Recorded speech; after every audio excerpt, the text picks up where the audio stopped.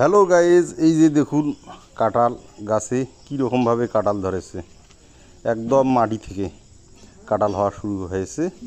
এই যে মাটিতে বস্তা বিছিয়ে দেওয়া হয়েছে আর একটা উনুনের উপরে কাঁঠাল ছড়িয়ে দেওয়া হয়েছে, যাতে কাঁঠালগুলো মাটিতে আর কি না পড়ে যায়, এই জন্য একটু উঁচুতে থাকে, যাতে পচে না যায়, এই জন্য কাঁঠালগুলো এভাবে রাখি দেওয়া হয়েছে। একদম কিন্তু মাটি থেকে কাঁঠাল হওয়া শুরু করেছে। পাশে একটা মুরগির হোরপা, মুরগিও পালন করা হয় কাঁঠালের গাছের কাছে। আর এই যে গাছটা দেখুন, একসাথে দুটো গাছ, কিন্তু একটা ফলের গাছ একটা কাঠের গাছ, কীভাবে আড়াআড়িভাবে হয়েছে। অনেক বেশি কাঁঠাল ধরেছে কিন্তু গাছটাতে। এই যে দেখুন বন্ধুরা, কীভাবে কাঁঠাল হয়েছে, একদম ন্যাতরে প্যাতরে কাঁঠাল যেটাকে বলা হয়, কাঁঠাল হয়েছে ন্যাতরে প্যাতরে। কত সুন্দরভাবে আমাদের দেশে কাঁঠাল যখন হয় তখন এভাবেই কিন্তু প্রচুর পরিমাণে কাঁঠাল হয়। এই যে কাঁঠালগুলো গাছের উপর থেকে নিচ